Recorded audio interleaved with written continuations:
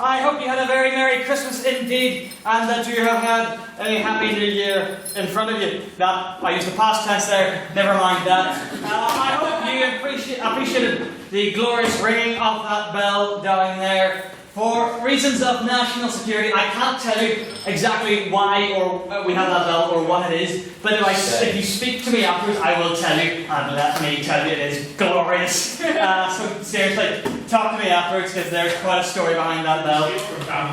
No, that's next, I assure you. So this evening, what have I done with my pledge? I would welcome you all here to the Senate room. This is our first debate of 2018, as you are well aware. It is also quite possibly the earliest that this society has convened in the new year, or in a new year rather, since the refounding, since this is the first year the new academic timetable has come into effect. So yes, just a random trivia for you. We have a few announcements this evening.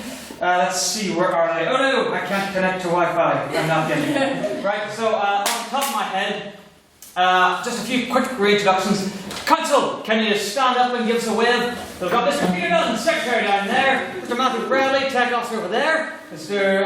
John McDonald, Treasurer there, Colin O'Neill, Social Officer, Hugh Dillon, External Convener, Mr. Matthew Bryson, Internal Convener, and Calvin Black, President. We have two other members of council who sadly couldn't make it this evening, those being Ms. Lauren Carberry O'Neill, our Outreach Officer, and Ms.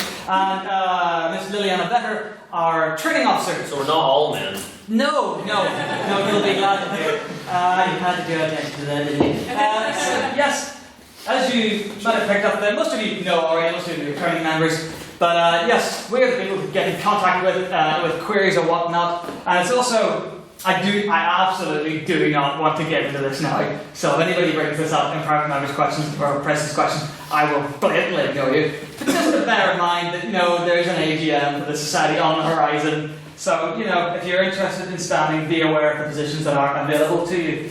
Otherwise, what else do I have? Good, it's loaded. Just a quick reminder. We have obviously a society Facebook page, just a literature where we post things every so often. But the main Facebook group for our members is called the Literature. If you're not in there, let me know and we'll get you added. Generally, that's where we post more specific bits of news as opposed to the more general stuff that we post through the main page. And also, if you're a member, you can post whatever you like to. Generally, people post news articles and get the new bits going. Just a quick reminder. There are some rules regarding the Literature, but most of the time, obviously being in today's society, we don't like to impinge upon people's free speech, and so it is an extremely rare circumstance for us to remove anyone from the Literature, and in fact we have not removed anyone from the Literature for quite some time, certainly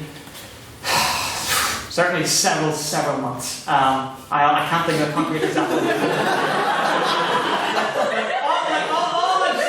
Within the past 10 minutes, we haven't removed anyone. I can guarantee you that much. But yes. So yes, Literature, if you're not in there, please do get in there because it's quite fun.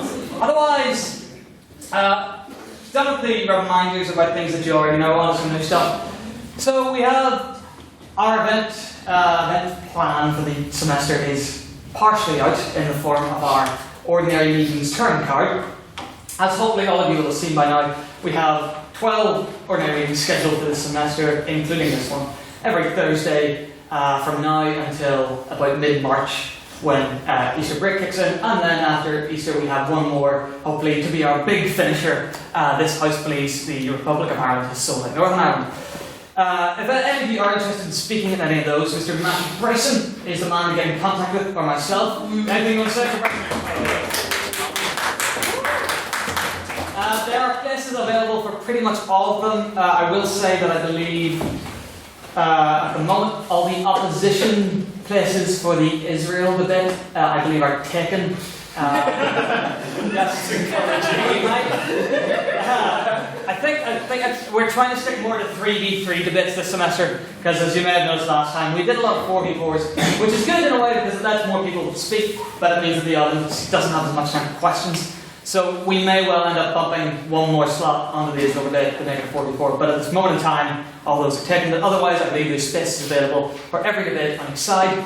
Also of note, the penultimate one in March, you may notice, is entitled Speaker of the Year Award, the annual Duffering competition.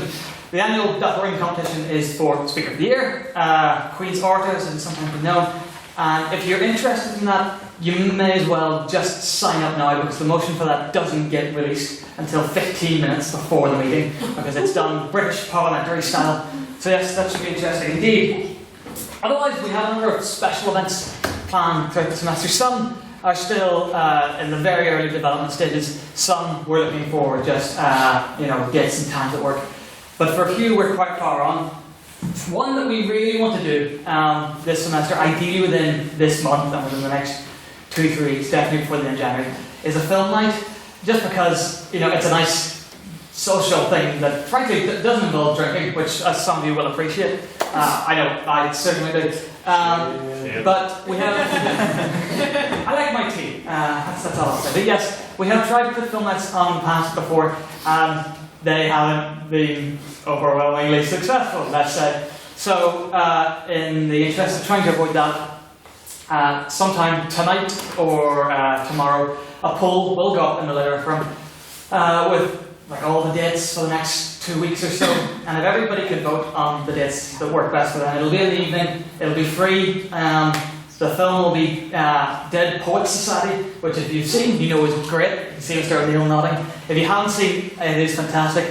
It really doesn't have a huge amount to do with poetry. It's more like the whole society aspect. That's why I want to watch it, because it's a really great film about a group of people. And it has Robin Williams in it, which is nice. But yes, it'll be in the evening, and we'll probably get pizza, depending on numbers. The society will probably cover at least some of that. Again, to be worked out. But yes, I do hope that you'll come along.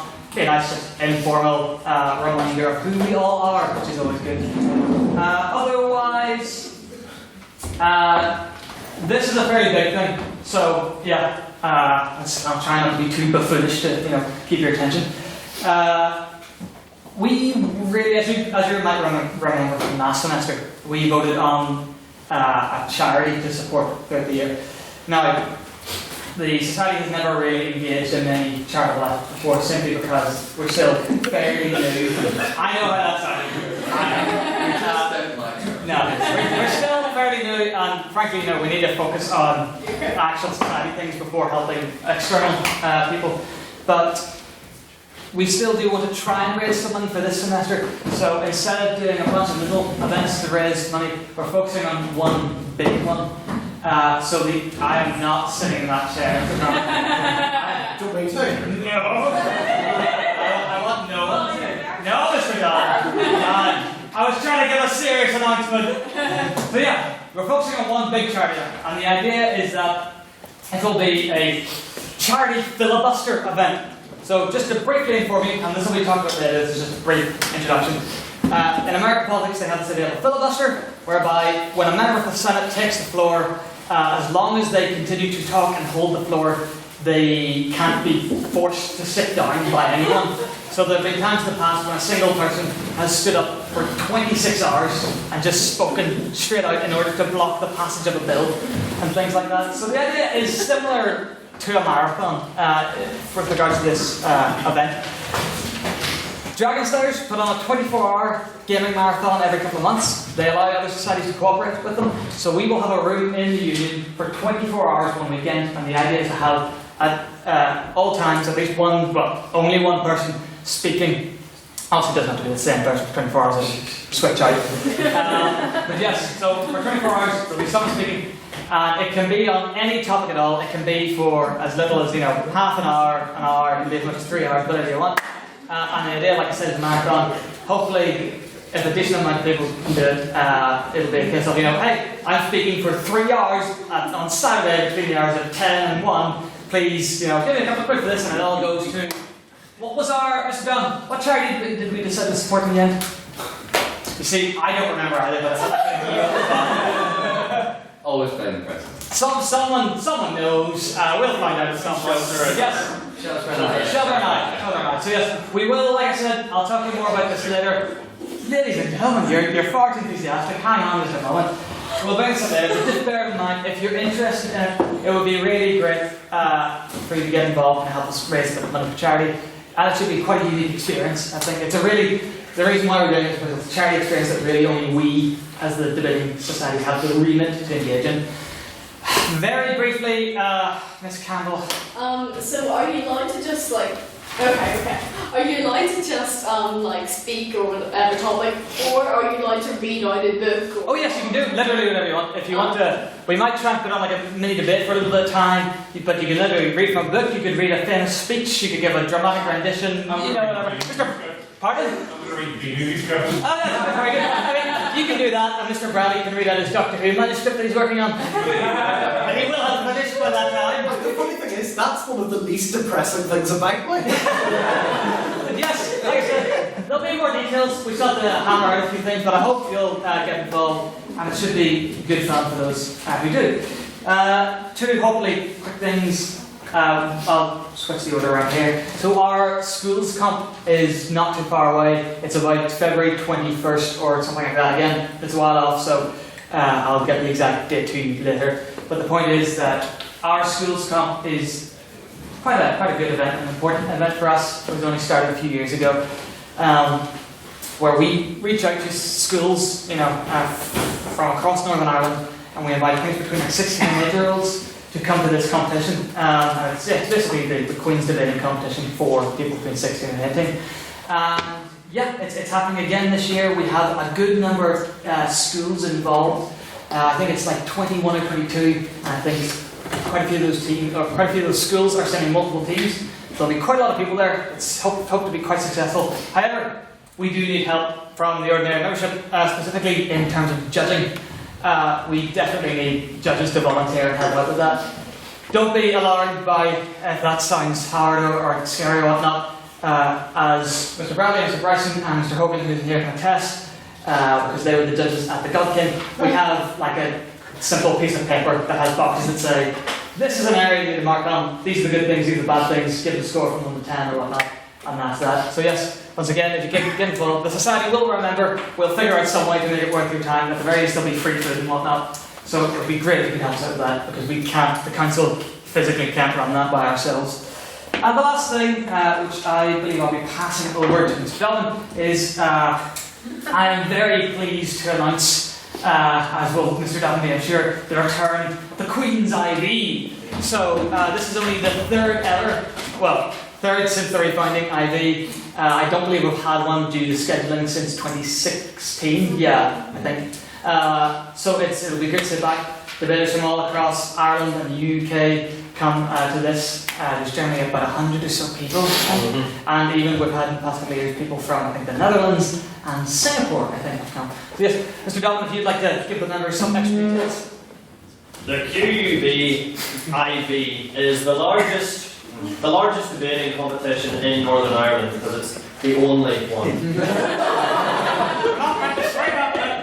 But it's a grand event. It is. It's stretched over 2 days where we have, I believe, and I forget this, it's 5 rounds of motions. It's done in, as you heard Calvin explain, the same style as the Dufferin competition. For every single round, we are told a motion and then have 15 minutes to prepare it. So this is going to be a big task for the society. It's the largest event in our calendar year on year, and we really need help from everyone to try and run it. Closer to the time, I'm going to need to know how many volunteers we need, and we'll also perhaps need the help of some members to judge it as well. The main thing we need to have though is teams. If there's anyone here who'd be particularly enthusiastic about speaking at the IV, last year we didn't have any QUB teams representing us at it, which was bad. So it'd be really great this year to not replicate that situation, and there are other requirements such as if we have people coming from England or from far parts of down south, they've already spent a lot of money to try and get here, and we're able to boost up numbers. We have people here who are willing to offer crash, to have someone who can sleep on their floor or sleep on their sofa. So basically, it's a brilliant event, one that we hold year on year. It's the biggest event that we have as a society, the most prestigious event we run, and we're trying to make it bigger year on year so we can really put ourselves on the map, which really serves us better for the future and beyond. So closer to the time, we'll know exactly what I need. I want everyone to just stay close to the news of that. And if anyone would like to speak, help out in any way they can, please approach me, message me, or whatever have you. Thank you very much, Mr. Dobbin. Ms. Campbell, do you have a question for me or for you, or does it not matter? I mean, you can ask it anyway, just so you just stand back up. Yeah. I think we should invite some Portuguese debaters. In Spanish. Yes, I mean, certainly. We'll do our best. Ms. Will? What kind of debating notions are there? Like, what if you could give us like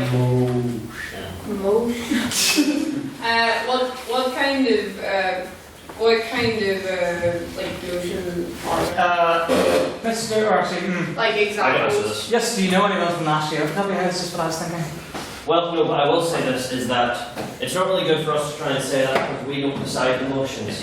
The way that I say professional, the way that university debating competitions work is to try and draw people in, is that we bring people in from other societies and elsewhere in Ireland and the UK who work as chief adjudicators for the event. Organising the motions is their job, so I don't really think it's fair to me to say what they would be. Can you give an example of Like an example of one, yeah. What's it even? Mr. Bill, do you remember one? I think one was like this house would like the Northern Ireland government should aggressively like pursue like national identity or something like that. It's motions requiring 50-50 airtime for different sides of debates. It's ones requiring saying that the Catholic Church should give back all of its gold. One's saying that the United States should militarily invade the Philippines. Ones that are saying that we should issue passports to all citizens of the African Union, allowing free travel between all African states. I hated that one.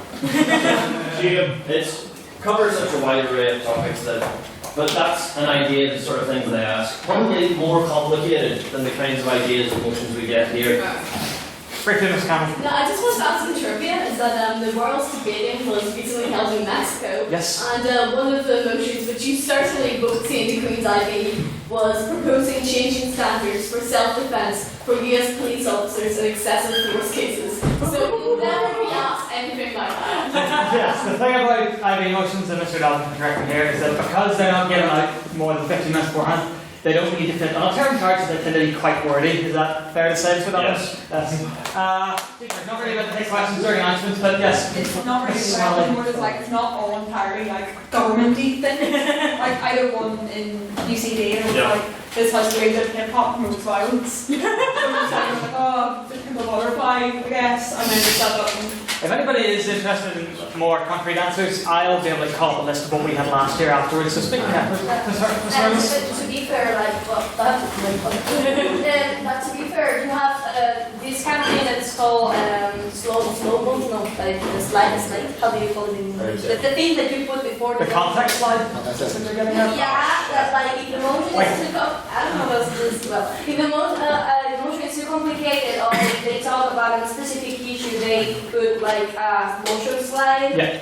before. It's like information, so you can be more aware of the thing that you're going to do. Yeah, context slides are awful, but that's why we don't use them. But nevertheless, so that's basically everything to say, except that the IB is our biggest money raiser of the year. And it's on the 24th and 25th of March, Yes. in case I forgot to say that. It's on the weekend that we finish term for Easter. But just the IB is our biggest money raiser, and for those who don't know, the Liver of the Council, like every other Club and Society committee, doesn't get paid for our time, just in case you think that. All the money that we raise gets pumped back into society to do good things for the members. More money in the bank means, more free pizza at events, and hopefully the society's being able to cover more costs. Things like sending our members to IBs down south, or hopefully one day over in the mainland or elsewhere. And it is worth pointing out, like you said, you really should take this opportunity to enter, because It's free. entrance, yes, it's free for us because we're hosting. Otherwise, to enter any other IB, the entrance costs are typically about £50, €60. Or 80 if you're Trinity. Yeah. And then there's like these travel costs, and if we can't get crashes, accommodation. So this is really the best way to, dip your foot in the water. This kind of debating. Also, it is basically an international event. So it's really important to make it successful, because these things can be huge. So yes, I believe, unless council can think of any other announcements that I need to make. I'm not a council member. No. Yes, he is. You want me to mention your thing? Because I just remembered that. I was going to do it, but okay. Okay, well then, yes. Stealing my thunder. No, Mr. Sullivan, let me just process with Mr. Sullivan. Okay, the illustrious. is in fact not a council member, but he spends far too much time at our meetings. Pretty sane individual. And over the Christmas break, he, of his own volition, nobody asked him to do this, he took it upon himself to do a thing, to build upon the work of another, I won't say who yet because it'll give the game away, and frankly, what he's done is simply marvellous. So, it is also on the order paper, so people may notice. But go ahead, Mr. Sullivan, please tell the House. Right, well, fitting to Mike's theme of seizing things, I nationalised Mr. Russell Nairn's idea, wholesale, and I made a litterific bingo web app. And if you go to bingo.litterific.com, yeah, and you can tap on them, and it'll check them off, and you get a random one every single day, and it's great. Yes, it is amazing. So, can I get a round of applause for this?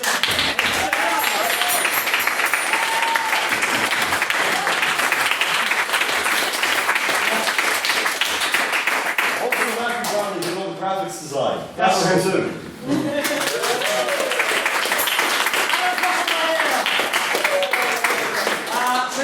Stop clapping when you said it. If you didn't catch the URL, it's bingo.letterhead.com. It's at the bottom of the other side of the order papers. Like it also says, it is still in beta. There's still some bugs to be worked out. So do not blame me or any other member of council if it melts your face. That's all I'm saying. Do that. It has happened far too many times now, Mr. Sullivan. I need to look at the insurance for that. But otherwise, I don't believe there are any more announcements from council members, none. So I would now like to welcome to read the minutes of 12, somewhat less than ordinary meeting. Our beloved secretary, Mr. Peter Dunn!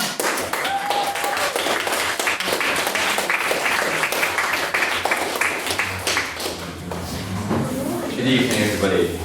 The 12th ordinary meeting of the 169th session of the Literary and Scientific Society took place on the 14th of December and was attended by 37 members. But this meeting was anything but ordinary. Festive cheer radiated throughout Laminoji, 074, with mints and merriment aplenty. It was, of course, the Litterifics Christmas party. Private members' business was started by Mr. Matthew Sullivan, who offered an apology for his, well, interesting antics at the, may I say, very well attended Christmas dinner, which took place just 3 days before. Mr. Hugh Dobbin, our external convener, properly started business with an issue concerning Disney. The organisation had just secured $36 billion worth of assets from Fox, and thus Mr. Dobbin asked the House if they're afraid of the organisation's ever-increasing power over the media. Tech officer Mr. Matthew Bradley was very concerned indeed, as he feared Fox may not get the funding for their naughtier outlets. Mr. Scott Moore then made the point that Disney have a spin-off company called Touchstone Productions, which deal with all the naughty stuff, much to Mr. Bradley's relief, I'm sure. Izzy Vector also commented that the film Zach Kamiri Makes a Porno is under the Disney label, so again, Mr. Matthew Bradley, you've got no problem there. Honorary Life member Mr. Finbar Rogers then mused how this Star Wars thing could get any more divisive with the Stormant Troopers and the Jihadis. Then something very weird happened. Over 7 minutes of build-up and tension, I professed my undying love for the president. But alas, rest assured, normality has now resumed, and I'm as irritated by him as I ever was at the start. And after much laughter, and a short pause, and many confused faces, the President then appeared at the other side of the room in that reserved and bashful manner that he is well known for, and thus began the first of our 3 mini debates. This House would be dramatic. The President then got very excited and declared that he was indeed supreme. He then proceeded to claim that the act of being dramatic, one could save the world, the universe, and indeed the future. Then, in light of the lack of any actual content to his speech, he proceeded to verbally attack the poor Russell Nairn in all manner of ways. Speaking to the opposition was Mr. Russell Nairn. After an uninteresting first point, his second point grasped the attention of the House. with a bottle of port stood beautifully at his side. He asked, why should one be dramatic if it makes you miss all the bloody debates? This was indeed a most compelling argument. He proceeded to denounce the dramatic, explaining that when anyone hears the word, its immediate association is negative, and a passionate plea to save the esteemed members of the Litterific from the supposed purgatory of the dramatic. Mr. Dunn's case was profoundly set. Questions were then heard from Miss Cara Campbell, Mr. Finbar Rogers and Miss Cara Swale, and a vote was taken on speakerability, which read 7 for the proposition, 10 for the opposition, and 10 abstentions. So the President lost. The President swiftly returned to his chair to introduce the second motion of the evening. This House believes the Litterific is an old boys club. Speaking for the proposition was our outreach officer, Miss Lauren Calvary-O'Neill. In regaling the history of our esteemed society, she noted that the good and the great associated with the Litterific were, well, old boys. She then looked closer to home in our less than perfectly balanced council, and then dug deeper to our school background. Mine may have been discussed, but Miss O'Neill ended on an overwhelming positive note. She said that being an old boys club doesn't have to be a negative thing, reasoning that the connections that one can make through the Litterific far outweigh any involvement in any other society of the Litterific. Speaking for the opposition was Honorary Life Member and Training Officer Mr. Liana Vetter. Reading off figures of the gender balance of HLMs and those attending the debate, she said it really wasn't that bad. She ascertained that it was simply incorrect to refer to us as an old boys club, being a living, breathing example of a refutation of this notion. Being on council for 3 years now, she really needs to get the hobby. But anyway, she concluded that for all womankind, let's get rid of this bollocks and keep on going. Questions were then heard from none other than Rupert the Bear, Mr. Finbar Rogers, and Mr. Hugh Dobbin. A vote was then taken on speakerability, which read 15 for the proposition, 3 for the opposition, and 9 abstentions. The President then moved on to the last motion of the evening. This House would rather be naughty than nice. Speaking on behalf of the proposition was Miss Emma Property-Waters, who declared she was here to improve the lives of everybody, even more presumably than the Litterific does on a weekly basis. Naughtiness, and thus having the freedom from the shackles of something, leads one to have greater respect for yourself and the decisions that you make. This House would rather be naughty than nice, because this House is already effing nasty. Everybody to conclude the debate. Closing up the evening shenanigans of our tech officer, Mr. Matthew Bradley. He jumped down from the speaker podium, and the wire buttons the podium, and ran down to the secretary. He asked me whether I considered my, let's say, encounter with Mr. Black was nice. Without a hint of doubt, I of course confirmed that my encounter with the President was very nice indeed. He then went on to argue that Santa wouldn't have a book of shameful kicks in which it deprives said people of their gifts. Thus, Mr. Bradley completely refuted Ms. Property-Waters' definition of nice. To end in typical tech officer style, he argued the world's pretty screwed, and being nice is really useful for manipulation. And then that was a rap, because he was meant to do a rap and also a crypt, so wrapping paper.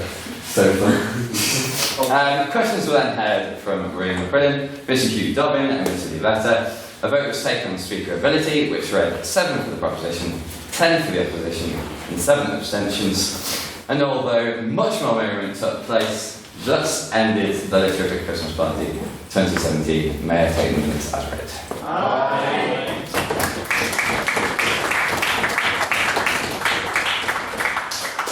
Excellent, jolly good show, Mr. Secretary. My cards fucking matter themselves. Yes, what I require my gavel and the order. So, we now move on to private members' business. I have received no private members' business via email. Would anybody have any that would like to offer now? Mr. Dobbin, go ahead. So, I'd like to ask everyone here this evening how they would like to celebrate the 1-year anniversary of Stormont collapsing. An excellent question indeed, Mr. Donovan. Does anybody have a response to that fine question? Miss Campbell, go right ahead. Like going up to Stormont and exploring all the empty rooms. Fair enough. Well, I mean, I personally want to sell a bit of it, just, moving the litter up in there, but they keep telling me I can't do that. Is anybody else, Mr. Patton? With 3 months of paid leave and a slice of bread in my head. Very Today, Patton, it seems. Anybody else? Yes, Mr. Doherty. I am not a bear, first thing to start. By reinstating the government. Okay, these are, that's pretty straightforward, yeah. We've got a pretty good Yes, Mr. Nairn. Yes. I'm going to buy a nice bottle of wine, sit by the fireplace and cry myself to sleep. Sounds like my average Tuesday evening, but without the wine or the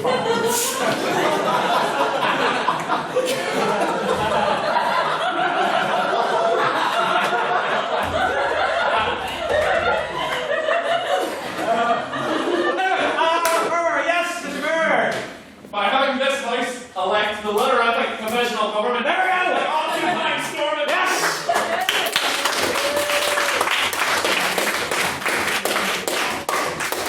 That man heard me say there's an AGM coming and woke up.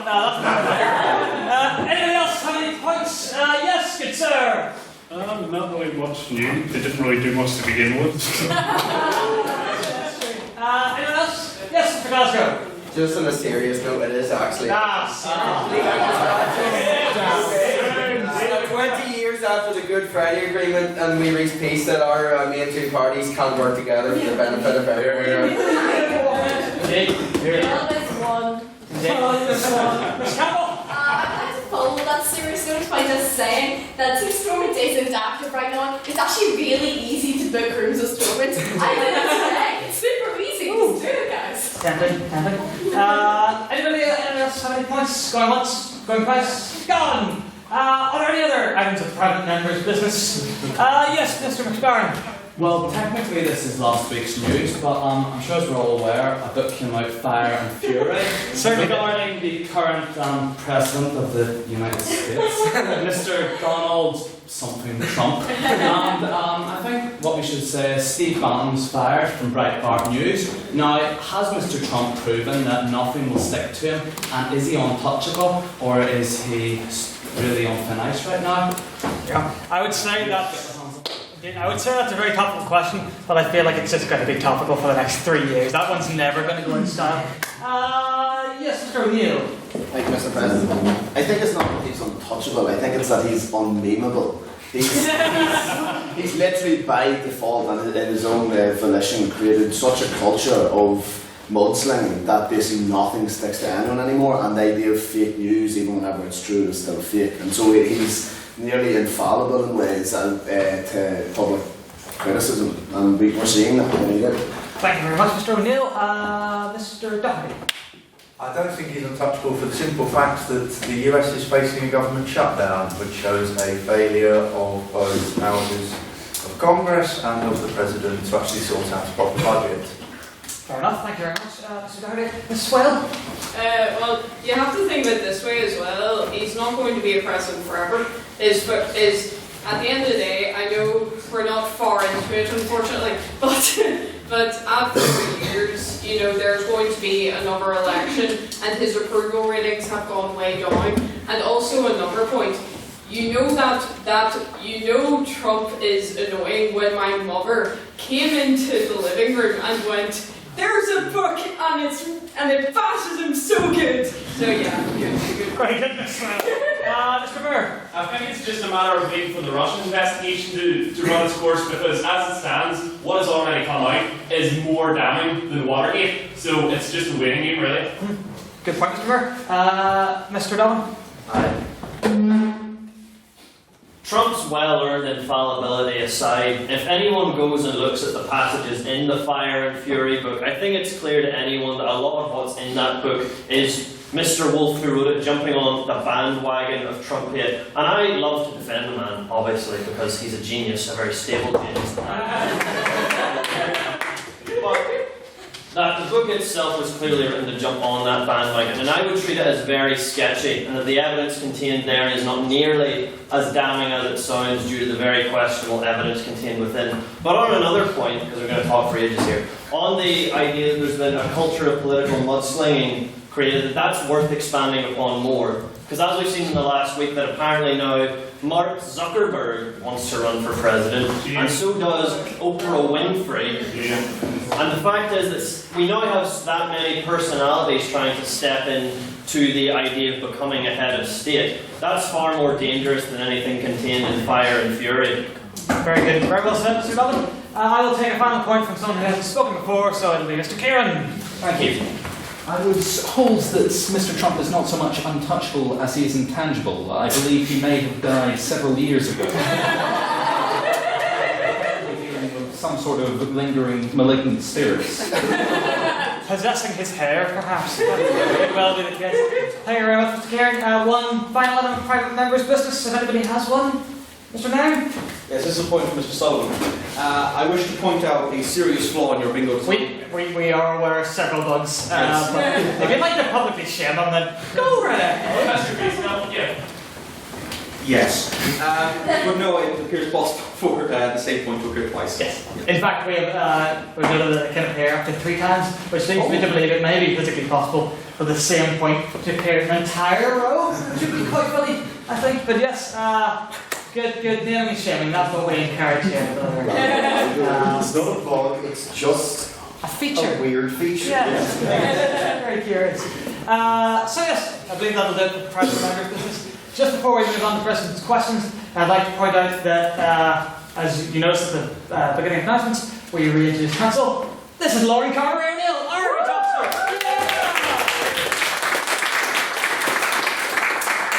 Also, on another note, as you've heard me talk about a couple of times now, we have a system here at the Litter for honorary life memberships. Honorary life members get little special gold and plastic cards. Now, we have an honorary life member amongst us this evening, so many of you have seen before. Kieran Gallagher gives a wave, the former president of the Student Union, and yes, a very beloved member indeed. Due to a number of reasons, the council determined that it would be a good idea to get the HLN cards remade. And so, Mr. Gallagher, if you'd like to come to the front, I would like to present you once again with a brand new HLN card.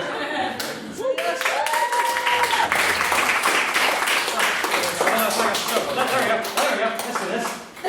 This definitely might work. So is this happening another Kieran! years away? Yes. You don't There you go.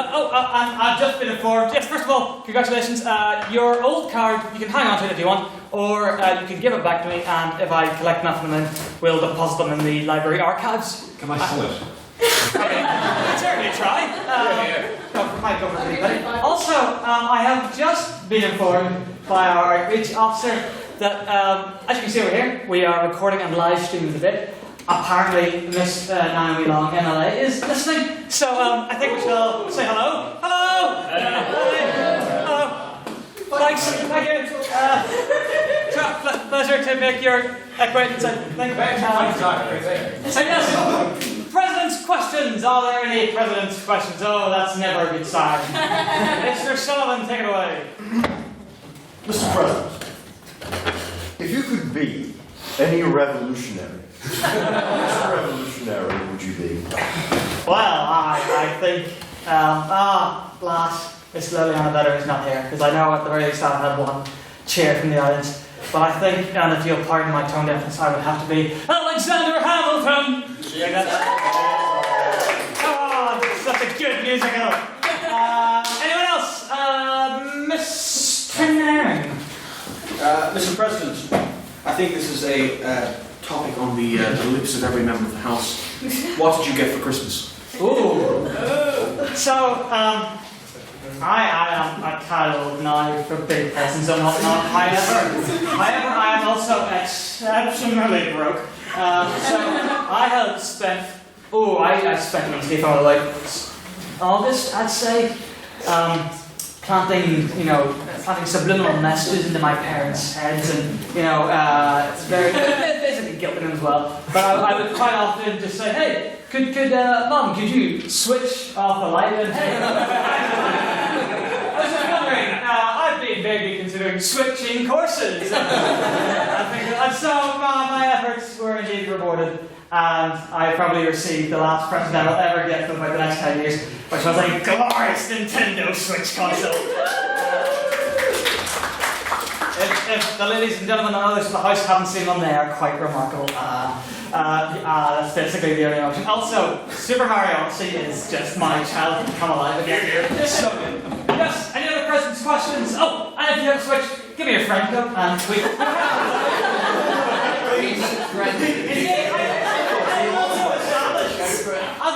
I have many Irish friends, but not many others besides that, so yes.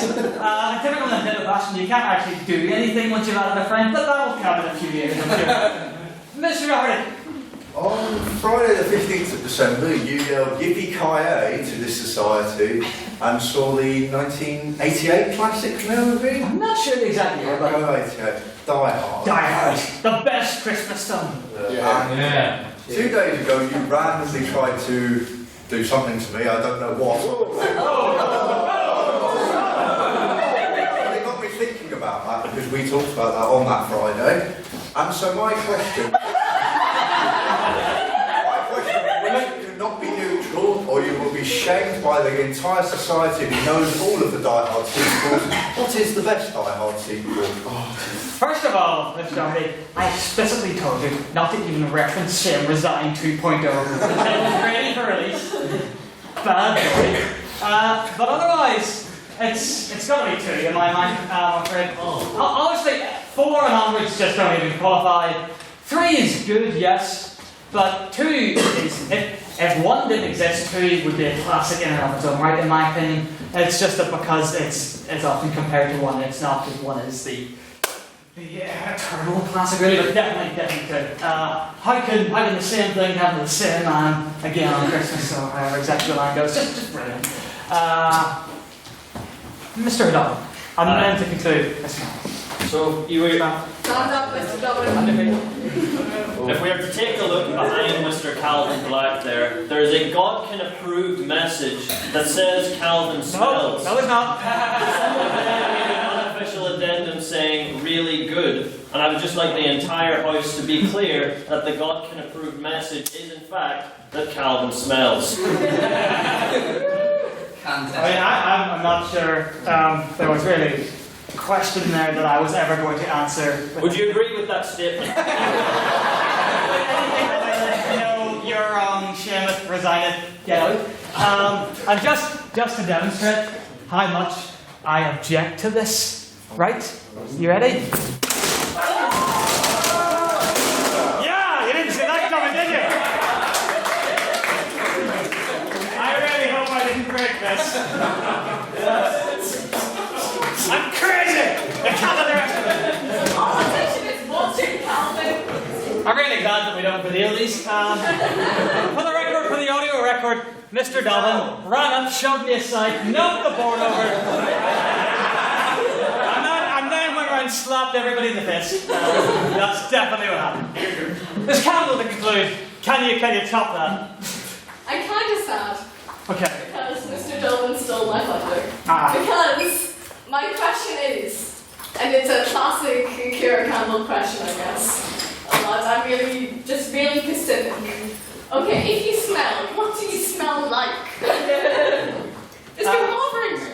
Like, so bad. I mean, to reference an internet video that no one will really remember, some of God's tears, I think is the correct answer, but otherwise, probably, I think the real obvious answer is shreddy soy milk and cranberry. I mean, yes, also lots of shame and resignation, basically. So, yes, I believe that will do it for President's questions this evening, making not bad time, in fact. So, yes, we have convened here this evening to debate a fairly classic motion indeed, that this House would seize the means of production I must confess I am slightly perplexed as to why certain speakers are on certain sides this evening, but I do very much look forward to hearing their arguments and explanations and debates, in fact. So, without further ado, I would like to welcome Mr. Matthew Solomon to open the case with a proposition!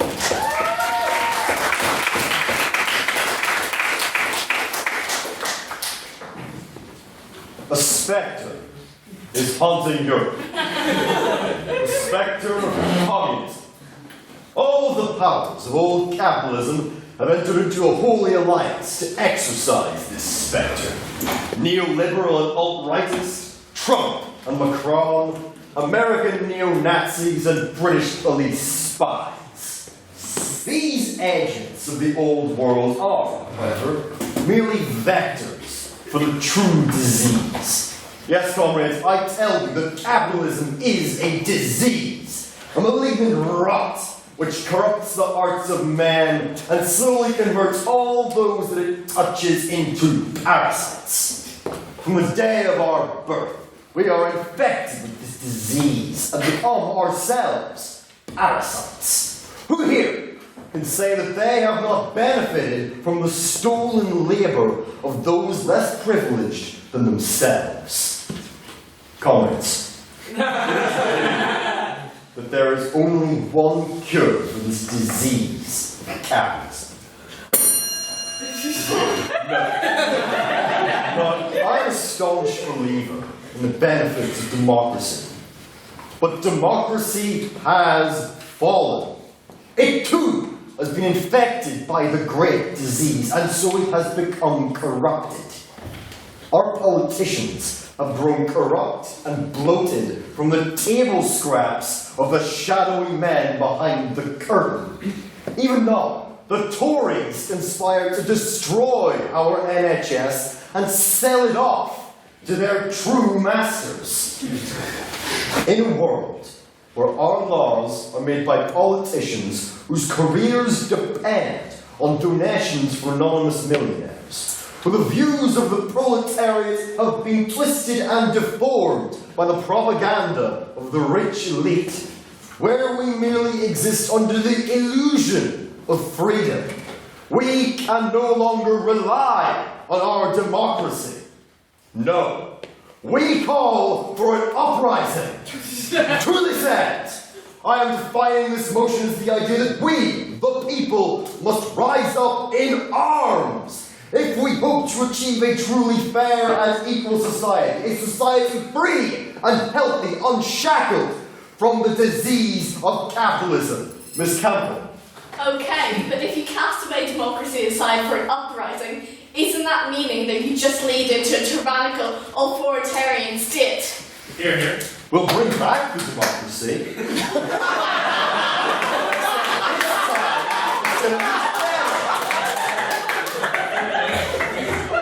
We're going to bring back, we're going to make a new democracy. Look, democracy has failed us. The time fast approaches, we must cast down the current system in favour of a society where all people are truly enfranchised, where the full value of our labour will be directed to ourselves and our communities, rather than being siphoned off into the Swiss bank accounts of the rich elite. But surely labour has no, it doesn't have any inherent value, so there's nothing, how can you say that there's something morally wrong about the current system that we have? That if, on the basis that, labour? Because, imagine a man builds a well. That well should be for the benefit of him and his community. Whereas now, what we have is people going out and building wells, and then they'll get paid, I don't know, like £5 or something for the well. I don't know, I'm not an economist.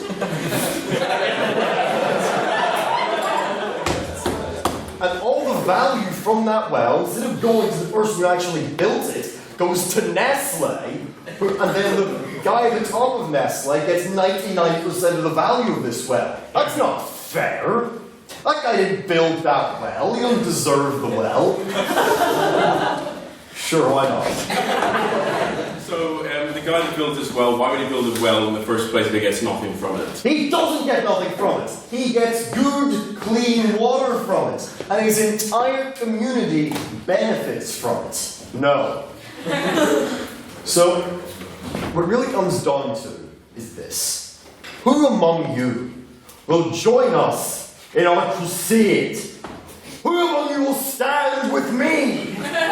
Who among you dares to stand up and fight for the future, not just for yourselves, nor even for your countrymen, but for all mankind? Comrades, I urge you to look within your hearts and vote tonight to rise up and destroy the age-old disease of capitalism.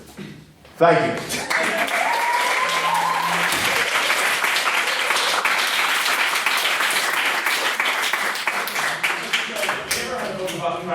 Oh, that's a good point. We can do that. Thank you for reminding me. Magnificent. Don't know until we used to. So yes.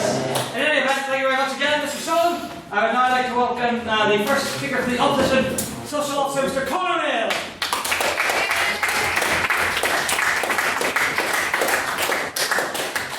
Thank you, Mr. President.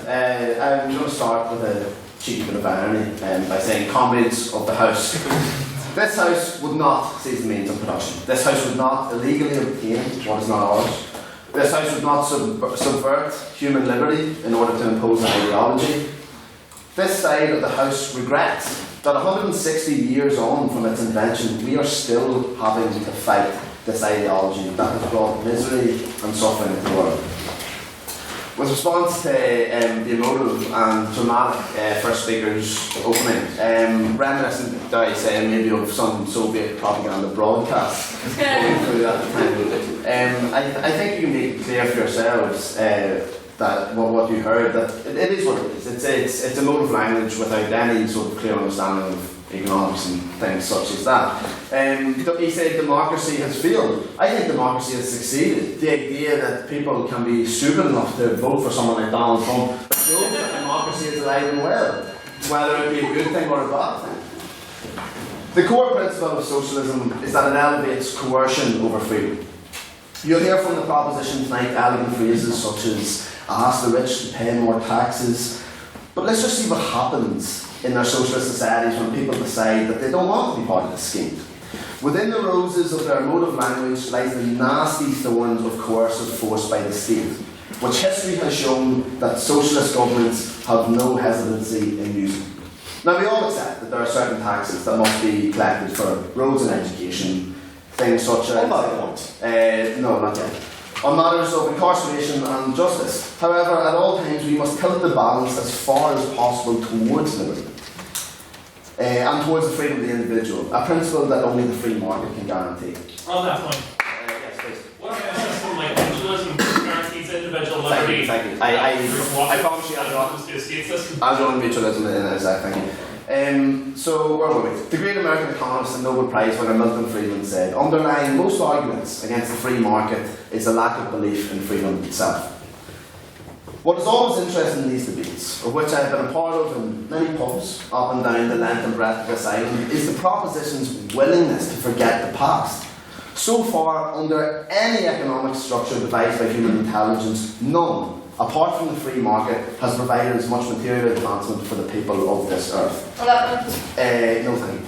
A system where you satisfy your own ambition by serving your fellow citizens under the rule of law. We harnessed that human desire for material improvement and channeled it into a socially productive way. Mr. Sullivan just clearly showed that he wasn't an economist self-rightedly, and also shows in ways how detached the left is, refusing to even regard economics into an economics debate.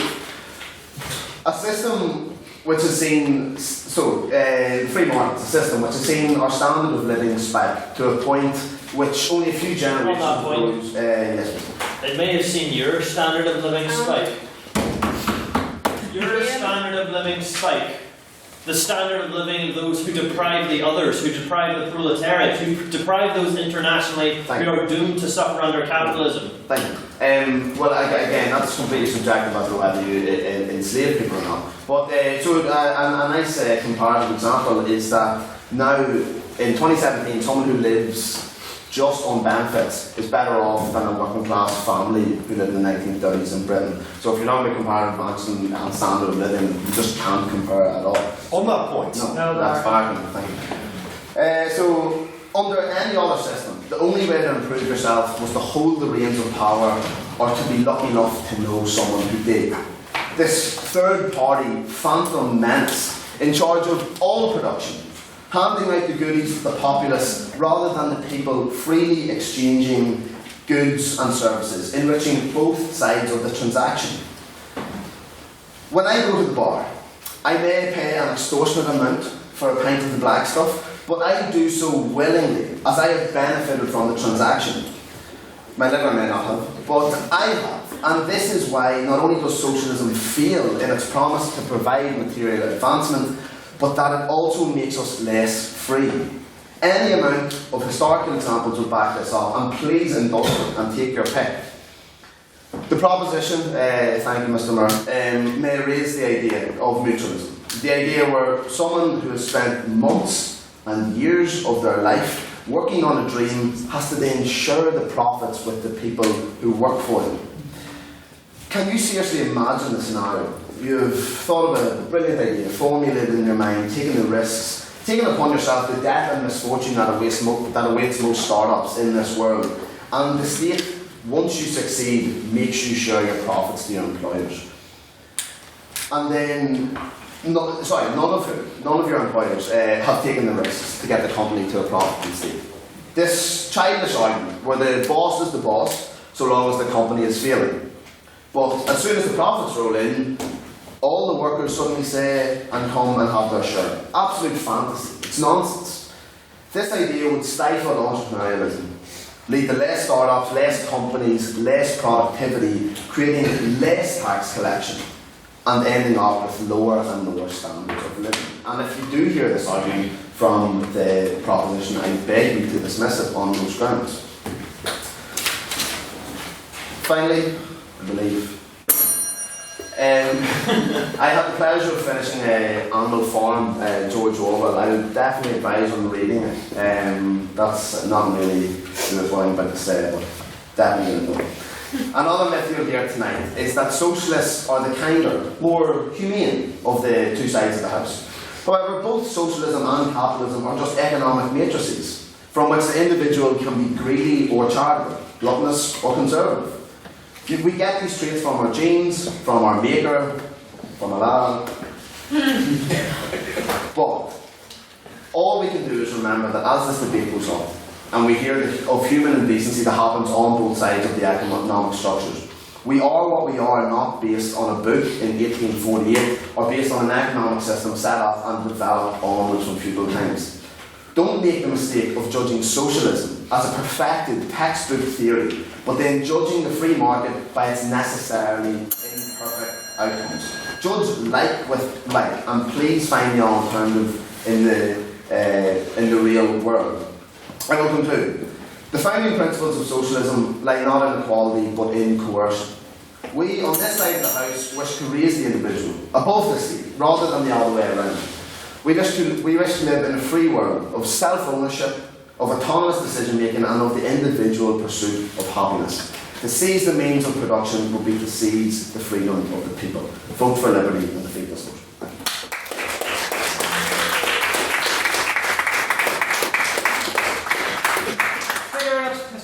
For giving me many opportunities to ring that bell over and over again. It's good fun.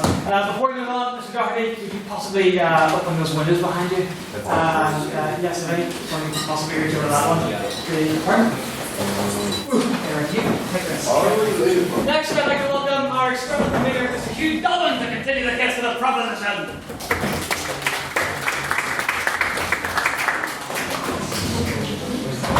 This symbol, it is a lie. Liberty is a lie. Honor, a falsehood. Capitalism, a trick. the most heinous trick of human history. I want to begin by criticising a point, and more specifically, a word, brought frequently by Colin O'Neill today. That word is socialism. This is the word that's going to come to mind, but I do not want any mistakes to be made. We are not the students, sipping champagne as we wish there to be slightly higher taxes for the rich. We are not Corbyn, who hides behind parliamentary democracy. This is tried and true blood red communism. This is violent revolution. This is societal change on every level, from the ground up, the kind of which the world has not had the chance to see before. The complete destruction of capitalism, what it has and what it stands for. Yeah. Thank you so much for basically going down this road. So what you're effectively saying is you want communism. This is probably one of the easiest cases to argue against, hence why the Soviet Union collapsed. They said the exact same things as you in the 1917 revolution and what would happen. The Soviet Union. Is that the Leninist Marxist Soviet Union? Is that the Stalinist Soviet Union? Is that Brezhnev's Soviet Union? Gorbachev's Soviet Union? No, it's not. It is the communist state that we are forming, to seize the means of production, to give back to the people. We are not the Bolsheviks. We are not a political party formed because we wanted to remove a monarchy and saw communism and Marx's ideas as the best way to supplant it. What we are proposing comes from the people. It comes from the proletariat, taking back what is and always was rightfully theirs. You talk about economics. Let us not forget what capitalist economics actually is.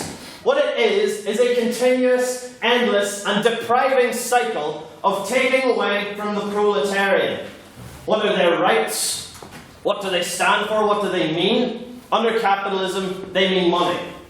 They mean labour. They mean productivity. We all represent this. Everyone who is not in the elite at the top who can actually benefit are just a tool. On that point, sir. Yes. Thank you for describing your own system. Our own system is not capitalism. That is what we are here to oppose. The point of communism is to give back to the people, that their labour, their productivity becomes one of their own, not a tool of someone else, not of someone who wishes, to outsource to foreign countries, to have things made to be as cheaply as possible and to, at every turn as they can, exploit the worker. We do not exist to make money for others. We exist to provide for ourselves and for those around us. That is the very basis of what community is, and it is the exact antithesis of what capitalism stands for. I will take it from the back there, yes. Yeah, so you keep talking about you, the individual, and then those people around you, but where do you draw that line? Do you draw it at a state base? Do you draw it at a national base? I mean, as long as there's different countries, and as long as there's different nations, there'll be a difference in ideology, in opinion, and naturally you're going to have people who disagree with you, and you'll probably end up with a system where there are some communist states and there are some capitalist states. How would you continue to preserve that, and where would you draw the lines of who you're looking out for when you talk about the working class? This debate is not to be one that is multinational, nor one which is international. This is the idea of forming a communist state. What our idea here is that where we are, that the proletariat, have a communist revolution from the ground up against the state. And it is from there that wealth is equally redistributed in the aim of creating a true communist state. The point is that labour under capitalism is reduced to nothing more than a tool for others. This is the central idea, and it is not one which they choose to combat. They refuse to accept that in the long term, capitalism does not provide this freedom, because its long-term aim is to provide ever worse conditions for the proletariat, for the producers and the labourers, to serve class divisions. That is the central divide between the two ideologies. No. The central divide is one of equality.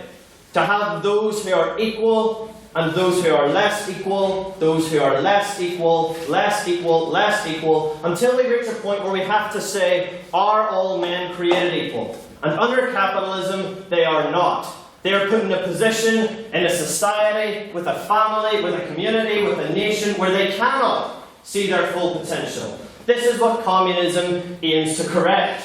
To live in a state where, because there is total equality, because the means of production have been seized for the betterment of all, that whenever labour happens, when there is productivity, that the benefits of such do not go to an offshore Swiss bank account. They do not go into a billionaire's pocket. They go directly back into the people. On that point.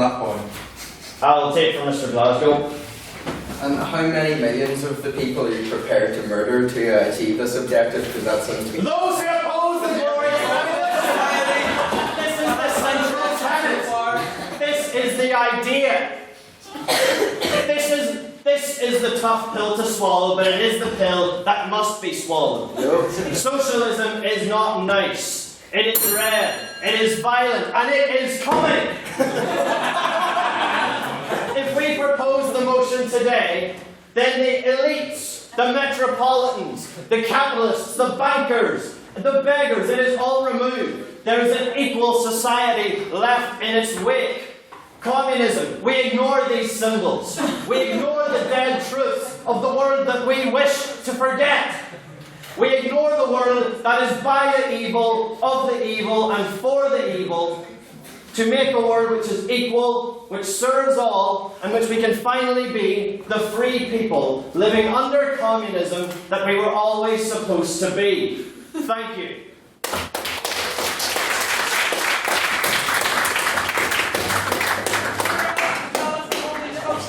Sorry. Thank you, Mr. Donovan, for another, as always, impassioned speech.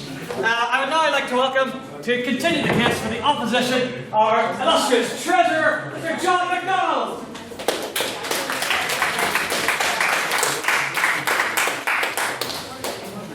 James.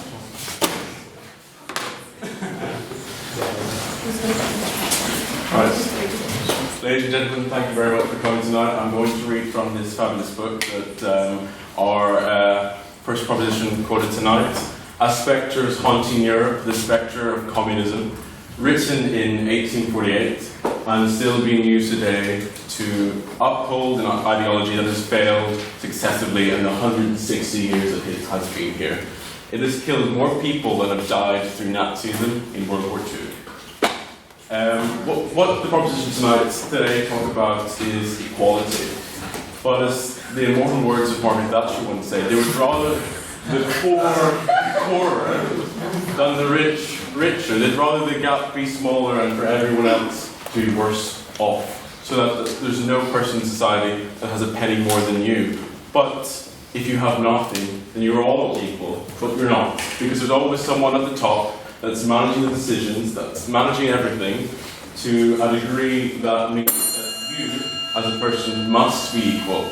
That person is the person that gains all the profits from these businesses that are going to be nationalised. That's the person who, instead of giving the profits to the people, it uses it to uphold its power, its corruption, and its future. The only thing that communist governments want is to continue to survive.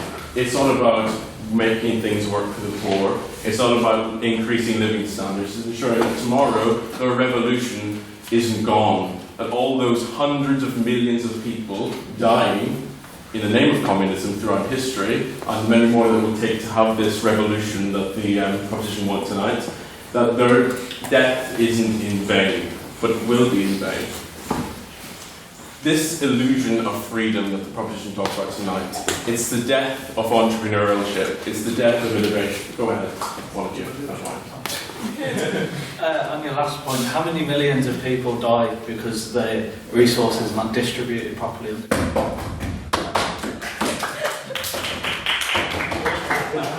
If we take a look at the UK example, I'm sure that it's quite minimal.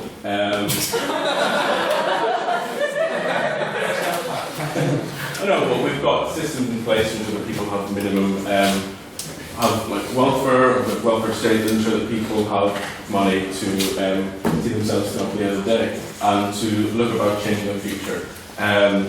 Whereas in a communist society, we've got people that have to die for this to even take place in the first place. On the proposition tonight, I want to talk about taking back democracy after they scorn it like they've done tonight.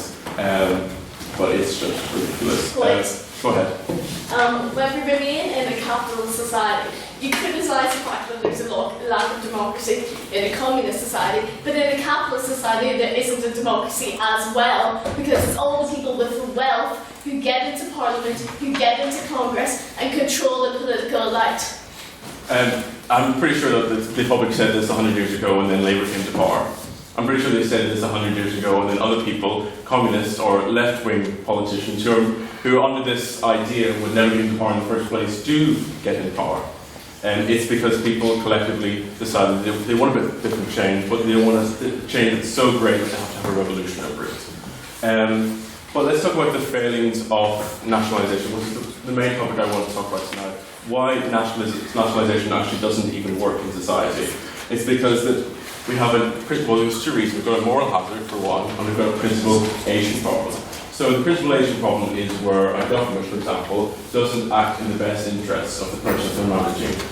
This is because they've got something else. As I said before, they've got their future in mind. But the moral hazard is where a company that is controlled by the government doesn't have to act competitively. It doesn't have to worry about its future, because no matter how much money they lose every year, government will always ensure that that company stays afloat by pumping billions of pounds into it. They could have losses of £10 billion, but it doesn't matter, because they'll have their future is guaranteed. Go ahead.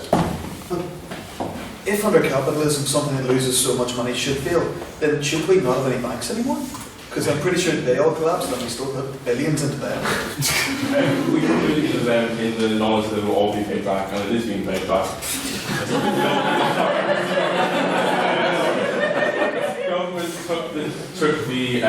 bought out, let's say for example, RBS in Scotland, and they bought out RBS, and how they get their money back by taking on this temporary debt is to add to the deficit, and when they sell back all the shares that they bought in the first place, it all equalises each other out. It's a bit like the money, the way the central bank prints the money and quantitative easing. In the end, the money gets removed from the system in the second place. Secondly, this moral hazard, that means that a company can continue to be ineffective, a company can continue to hire too many people, it can continue to not provide the services that it's intended. Of course, nationalisation is needed in some areas, such as health and the military and things like that, and police service, of course, and law and justice, as the first opposition talked about tonight.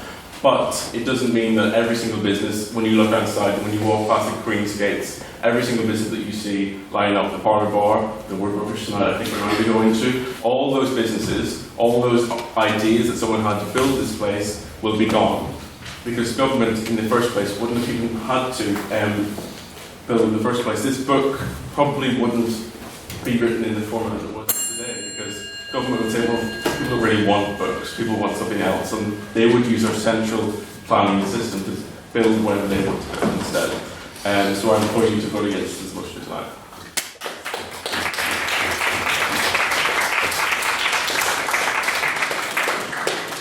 Thank you very much, Mr. Reynolds, for a fine speech and for gracing us all with that beautiful tie. It is very nice. I would now like to welcome the final speaker for the composition. Always an error on the term card of your class, Miss Emma Brody Cortas.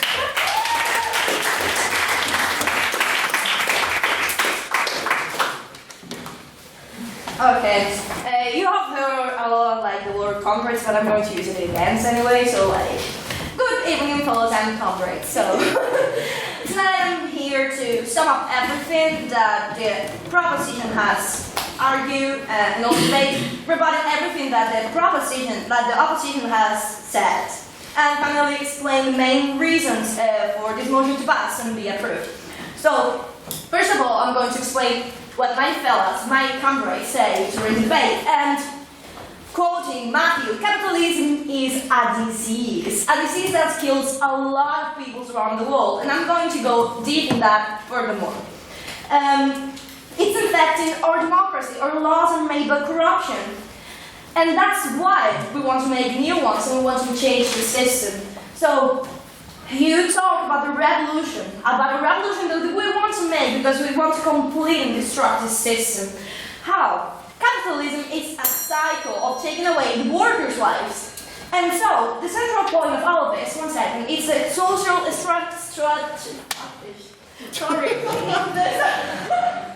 You didn't hear it, so it's okay. Continue. It's my It's not a swear. No! The social stratification. The social stratification. It's an equal distribution of wealth. And that's something that we are dealing with on and on since the crisis, and even before that. So, that's what we want to take away. Why? Because, as we say, socialism is true, it's a revolution, and sometimes it can be nice, but as we say it in the Christmas parties, better be not, isn't it? So, so we're going to take all the risks. And first of all, I'm going to talk about the opposition. The first speaker was saying about that we're going to take illegally obtain what is not ours, and that's not even true, because education, energy, sanity, that it's obviously ours. And it's not only ours, one second, it's just for the people. And actually, people are stupid enough to vote. No, one second. Okay, so.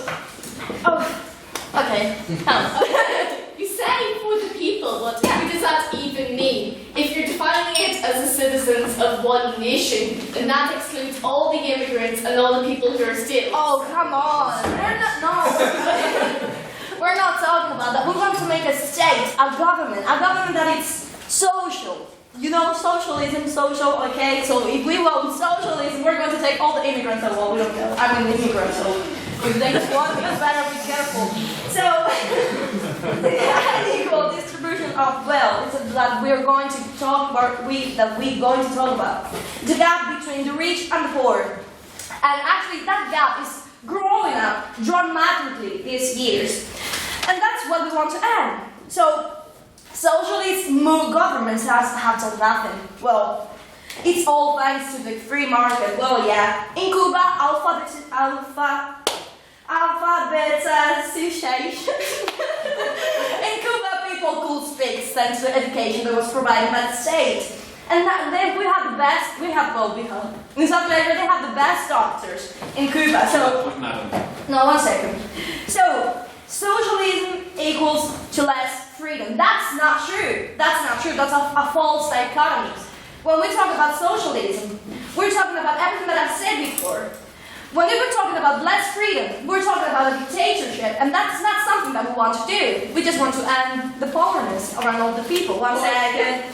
So, the free market, the free market's only free in the name, to be honest. So, the socialism won't achieve a lower lifestyle. We have a lower lifestyle already. We want to increase that. And well, if they're going to talk if we don't have to believe in a book made on 1844, and they can believe in an invisible hand created in 1776, so that's quite a hypocrite, isn't it? So let's do it our way. Anyways, that's not the point. So we're not going to nationalize pubs. We love our pubs, okay? We're going to nationalize the means of production. Yeah, you say that. Season production is about nationalising everything, taking everything into government control. That includes pubs, that includes shops, that includes everything that you've just said. Pubs that you said, that's not true, it is true. But they are already ours, so why are we going to nationalize them? We want to nationalize all the means of production, okay? We want to make a new government based on communism. And that's what we want. That's what we're going to do. Look at me that way, you're making me pretty nervous. So, the thing is, we're going to base our proposition in 3 main points, okay? The social stratification, the unequal distribution of wealth that we have, the gap between the rich and the poor, the gap between the rich and the poor that we want to end by taking the means of production. Workers have lost their jobs and found themselves in debt, thanks to the richest part of the people that have the means of production. We exist to provide ourselves and others. So that's the thing that we want to do with this movement and with this revolution. So the main thing, the last thing that I want to say is, come on y'all, join the revolution. Let's bring out the capitalism, heteropatriarchy, and everything that we have here on. Yes, your question, and I'm leaving. You speak of empowering the masses, but how comes Communism has never been without a strong man. Sorry, can you repeat again? You speak of empowering the masses for the nation, but why has communism never been without a strong man? What? A dictator. I'm sorry, I'm a foreigner.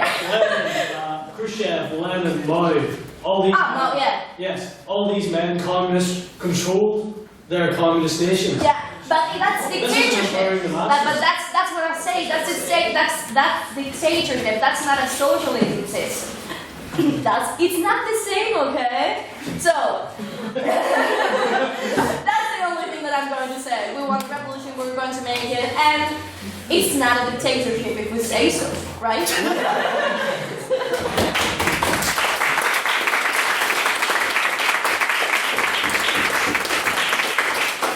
Thank you very much, Ms. Braveheart. I'd like to just say that it's not a dictatorship if I say so. It's what I keep telling the council, but they don't seem to be buying it. It's very strange. It's so strange. To conclude the motion for this evening, I'd like to welcome our bingo genius, Mr. Russell Nairn.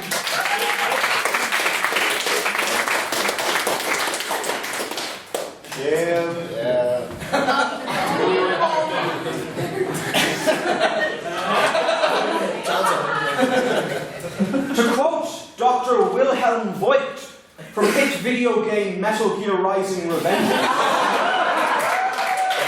Viva best game in the Metal Gear franchise. Viva capitalismus. In advocating for the seizure of the means of production, the proposition appears to be under the impression that whatever flaws capitalism may possess are so damning and intrinsic that the system must be overthrown by force and replaced by their shiny, new, grass is greener system. In countering this assumption, I can do an easy thing. I could point out that the few remaining bastions of communism have such poor human rights records as to be considered dystopic. Indeed, the supposedly idyllic Cuba is defined as not free by the Freedom in the World Index and has some of the most violent repression of political dissidents in the world. And then I could just laugh smugly for it and make fun of Karl Marx's stupid beard and call him dead. I could do that, but I'm not going to. Instead, I'm going to talk about why the very principle itself is flawed. In doing so, I'm going to talk about the death of the individual, the trouble with the word seize, and then suggest how we can compromise and bring about social change without breaking out the gulags. The common good is a phrase most commonly thrown around when defending collectivism. The notion that the wealth, influence, or rights of one person should not be allowed to outweigh or cancel out that which benefits the majority of the people. This, of course, in principle sounds great. Greedy, capitalist pigs eating all the chicken McNuggets. Take some of his McNuggets and give them to the McNuggetless. And that idea isn't too far off the average implementation of capitalism, which does this through taxation. However, the problem we encounter is those who wish to seize the means of production are not merely happy with some of his McNuggets. They want all of the McNuggets to then redistribute as they see fit. Indeed, they want control of the entire means of McNugget production. On that point? Yes, go ahead. Okay, we don't want to take all the McNuggets. We want to take the McNuggets and how do you say, give them to our friends, redistribute to our friends. Yes, by seizing the means of McNugget production in the name of the entire common good. Those pigs who had worked their entire life to build a little McNugget farm of their own are crushed beneath the heel of their new overlords. Considering that McNugget distribution is now in the hands of the people, those that disagree with the ideology at play will find themselves without even two McNuggets to rub together. When the common good is placed far above the rights of the individual, we end up in a world where the individual can be trampled upon in the name of that common good. Your McNuggets don't belong to you. They belong to everyone. Therefore, we can take them. No, thank you, sir. Your money doesn't belong to you. It belongs to everyone. Therefore, we can take it. Your labor doesn't belong to you. It belongs to everyone. Therefore, we can take it. The competitive nature of capitalism, for all its flaws, ensures that individual rights and freedoms are protected from the tyranny that is the common good. On that point. No, thank you, sir. I'd go far to say that whilst capitalistic states have not always been the best at treating their citizens well, they are consistently less worse at doing so than any other form of government. In opposing this motion, we must also criticise the presence of the word seize and all that implies.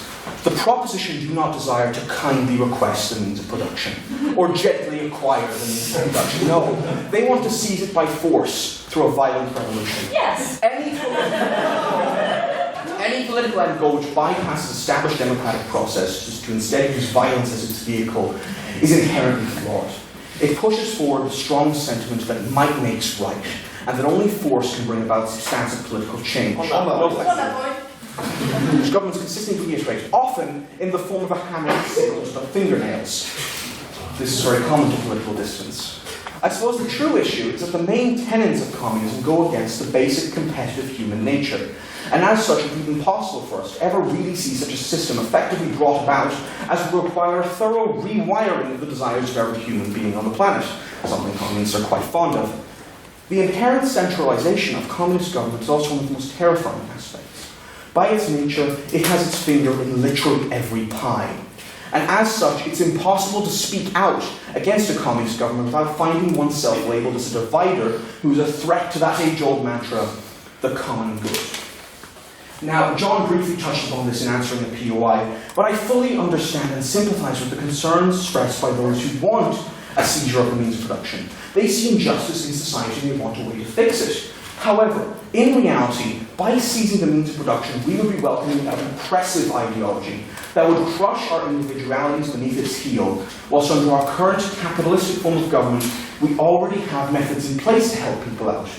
If you want to help tackle the issue of poverty, vote for politicians who will remedy that through more extensive social welfare. Go ahead. So what if those politicians, for example, get told by, I don't know, Mark Zuckerberg, I'm going to give you £1 billion to make you richer than you would ever be otherwise if you pass a law that says everybody has to have a Facebook account. But in those situations, you would vote for politicians, the opposition, politicians who work against that. That's why we have a democratic system, to work against those kind of policies. If you want to tackle the issue of massive corporate control, you can regulate that by voting for politicians who want sterner regulations and the incentivization of small business. If you want to tackle the issue of the rich getting richer as wealth passes from generation to generation, look, you can vote for politicians who want to tackle that through sterner inheritance taxing. We don't need a revolution, the proposition suggests, to bring about social change.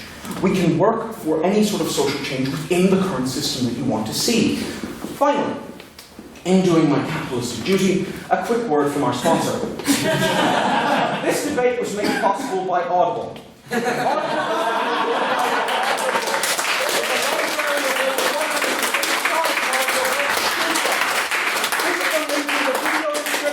For a free 30-day trial, a free audiobook that's yours to keep if you choose to cancel. Audible, they're the best. Thank you.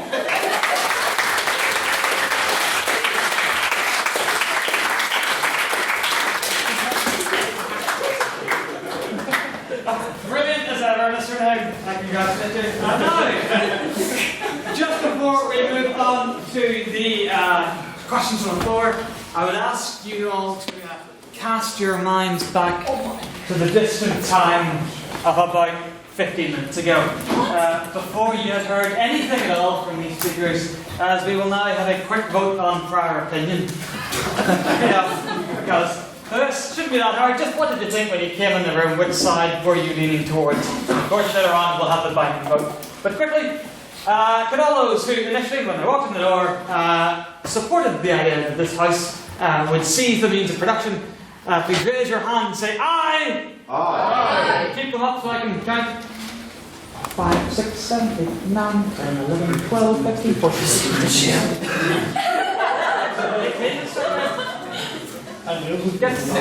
17. Can all those who, when they walk in the door, were against the motion, please raise your hand and say nay. Nay. Keep them up, keep them up, keep them up. 1, 2, 3, 4, 5, 6, 7, 8, 9, 10, 11, 12, 13, 14, 15, 16. 15, we'll go 16. And all those who had no particularly strong feelings one way or the other, please raise your hand and say meh. Meh. Pick them up, so I can count. 1, 2, 3. You've got me to lose on your chains. That's 6, Secretary. Yeah. Excellent, okay. Pardon? Got the right back? Oh, yeah, sure. What was the vote? Okay, so 17 votes for, 16 against, and 6 abstain. There we go. So, at the beginning of this evening, which was just about 2 minutes ago. It was very close indeed. So, we now move on to questions from the floor. Are there any questions for the proposition, Miss Campbell? Okay, so I kind of have 3 questions, but you'll be giving one. They all combine into each other, kind of. And my first point is how important democracy is. It is a less than 200-year-old tradition, and you would, I'm trying to form the words, but I can't get too distracted. You would threaten the fragility of democracy for a violent revolution when you can never get it back? Yes. What?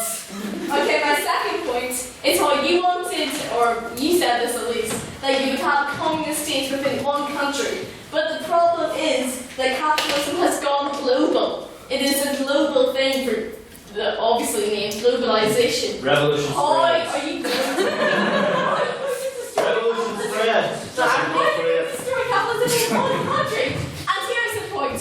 You guys did not go radical enough.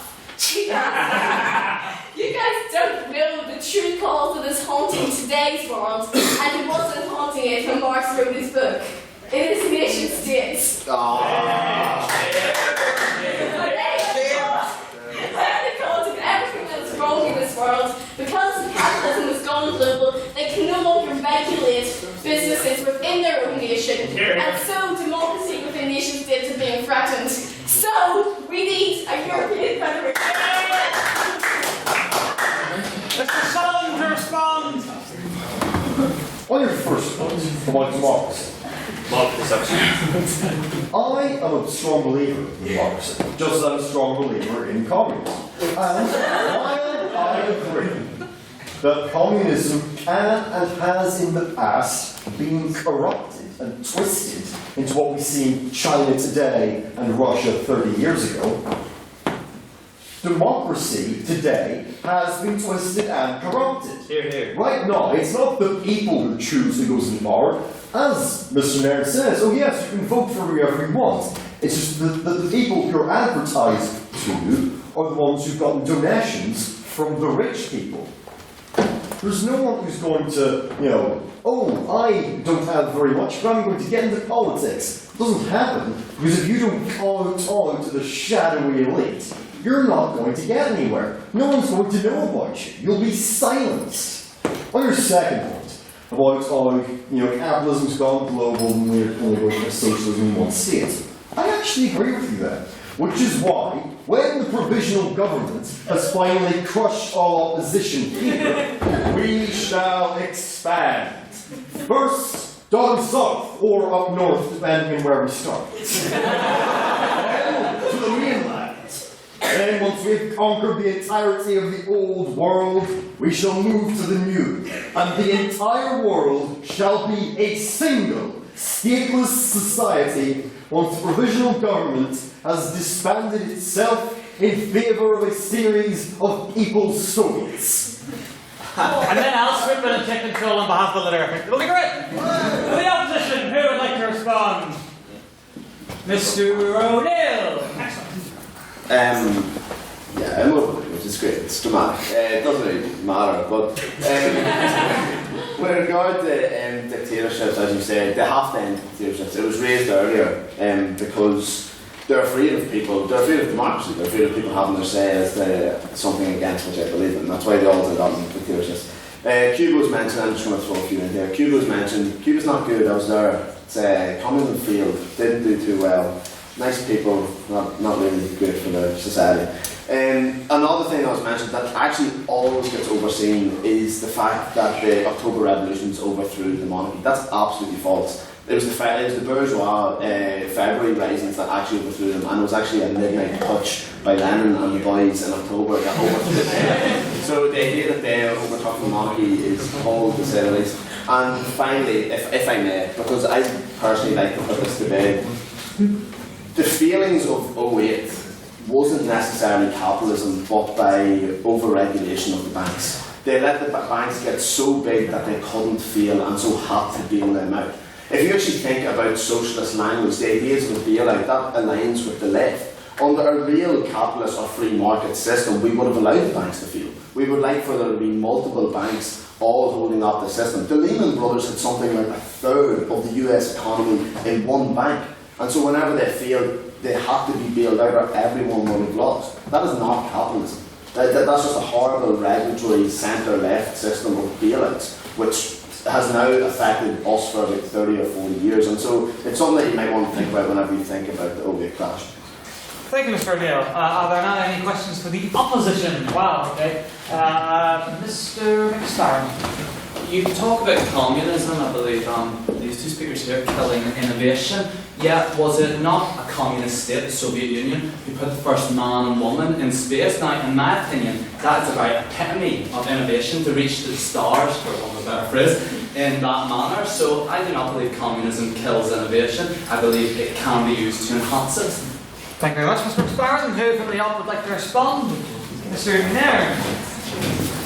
I will accept the point that occasionally communism can lead to innovation. However, what we have seen consistently with communist nations is that that innovation always comes at the cost of millions and millions of lives. The Soviet Union was only able to industrialize itself at massive human costs. So that innovation comes with a very, very serious and very, very deadly humanitarian cost that we cannot ignore in this context.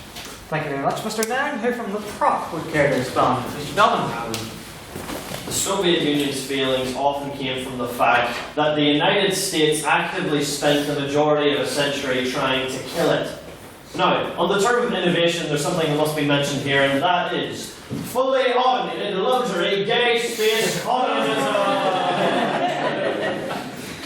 As automation moves ever further forward, communism becomes ever the better prospect. As we allow machines and automation to carry out more of the labour and production that is necessary, it becomes more and more ludicrous that there need to be a human cost, and that we need consistently and ever more so exploit the working class whenever we move forwards to a society where that is no longer the case.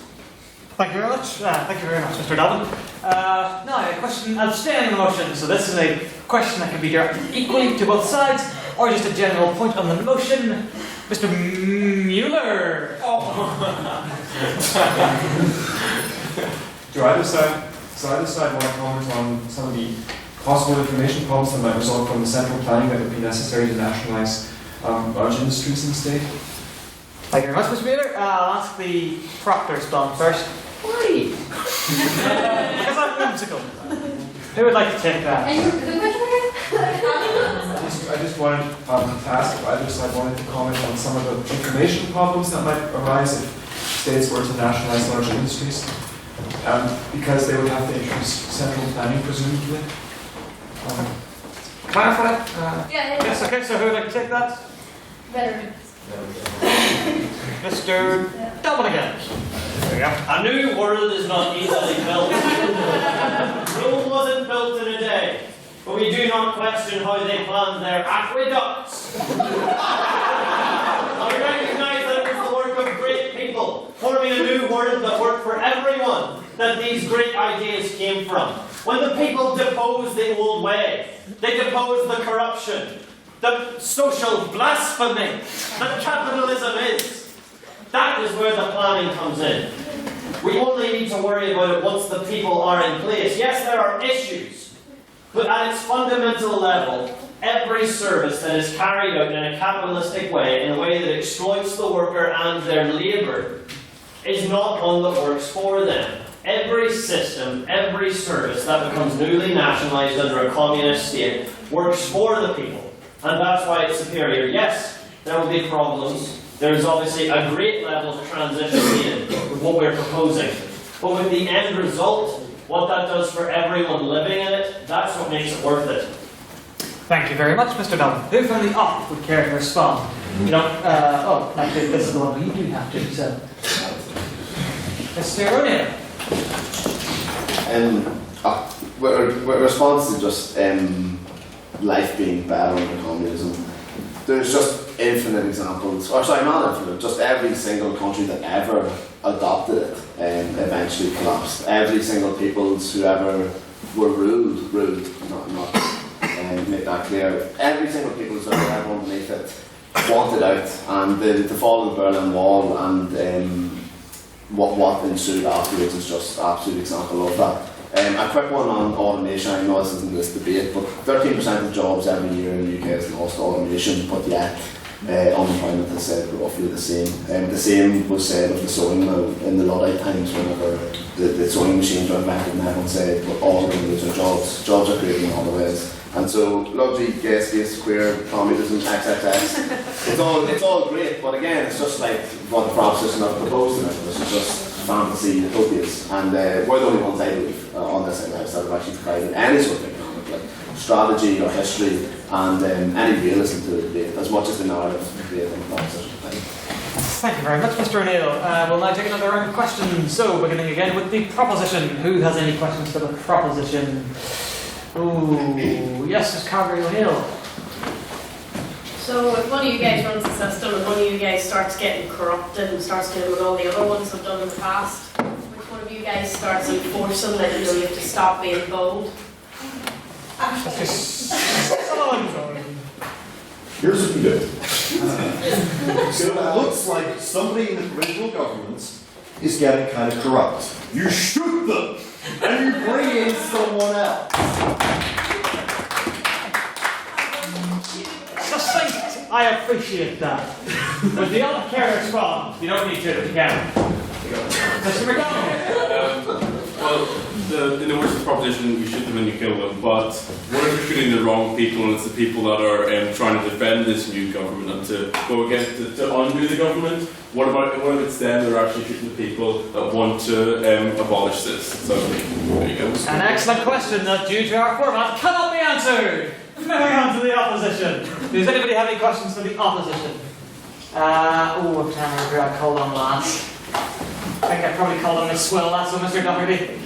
So, all three of you mentioned products and business and everything. However, this very, very small book states communism deprives no man of the power to appropriate the products of society.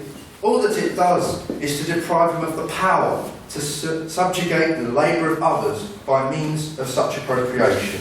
Please comment on this sentence. Thank you very much, Mr. Doherty. Who from the up would care to respond? It looks like it's Mr. Nairn.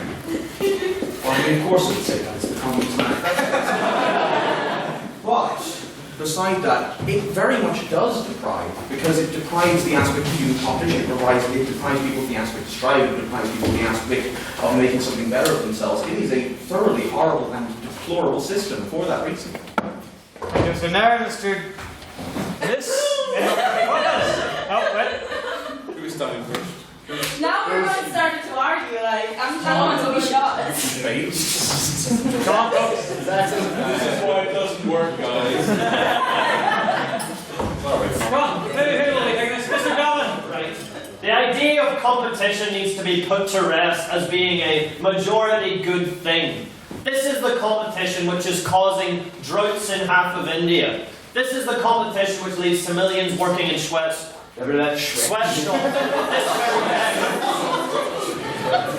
Under communism, the purpose of industry, of labour and of productivity is to serve the people. And this becomes the end.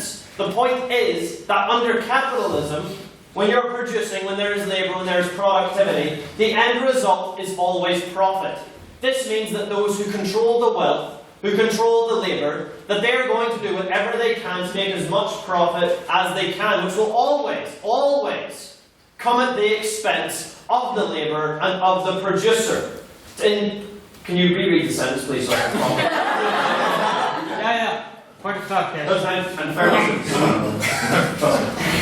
Communism deprives no man of the power to appropriate the products of society. All that it does is to deprive him or her, sexist book this one is, deprive him of the power to subjugate the labour of others by means of such appropriation. Yes, thank you. See, capitalism continues people's individual rights and the free market and competition's ability to continue to ravage and exploit the working class. Under communism, we still have access to the fruits of labour, but the point is that it is also controlled by the people, and that it happens for their benefit. The benefit of people is auxiliary to the purpose of capitalism. It is not its driving goal. Under communism, its purpose is to serve the people, and therefore, on that aspect, comes out in the end superior system.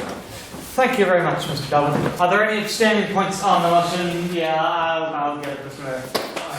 Here, if you want to take snapshots, maybe now's the time. I'm going to be a bit liberal here and declare both sides are wrong. I would point to the harm principle and argue the contracts entered into freely, such as those in which people allow the surplus value of their labour to be taken by their employer, cause no harm. It is only when this system gives rise to emergent systemic inequality that problems freely arise, as the wealth of the rich compounds thanks to rent, interest and dividends from their investments. Their power grows to the point where they're able to bargain with and challenge the state and the interests of ordinary people. We can see this in action today. The Tories are bankrolled by hedge funds and American politics almost entirely is bankrolled by the rich. It's worse and further as corporate media empires like that of Rupert Murdoch back parties who will reduce their taxes and slash their regulations in order to let them sway elections. So what is the answer? The answer is social democracy. What does that mean? It means we do not seize the means of production, but only seize natural monopolies. Things like railways, energy, telecoms, utilities. It means we strengthen trade unions and create a tripartite system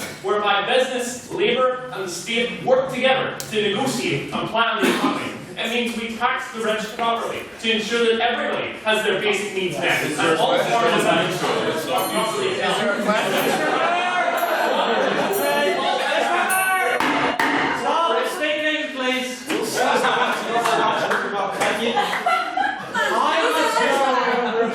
Of this, because yes, you are allowed to give a general speech, but you're really rather testing even the limits of my patience, which I think was quite generous there. You test the limits of your patience? How much more? If there's like 2 sentences, then that's fine, but otherwise I would ask you to make a question in a single sentence. I'm like 2/3 of the way through. No, Mr. Moore, I'm sorry. Mr. Moore! This is a far better blueprint for a fair and prosperous and just society than anything today can offer. There we go. Point of order. Yes, Mr. McCallum. That was on an abstaining point because he said we must not seize the means of production. Yeah. I thought you just ignore the question and pick another one. I'll second that. Yeah, Mr. Moore, that was a pretty flagrant abuse of the abstaining point section. Oh, come on. You did say you wouldn't seize the means of production, so I mean come on. That's very definitive. Come on. Mr. Bradley, Mr. Bradley, did Mr. Rogers send in brief points or were they long?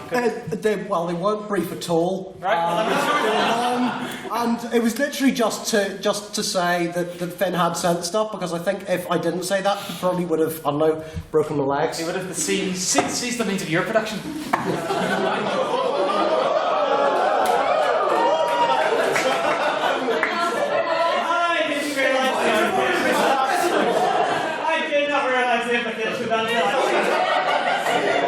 Right, alright.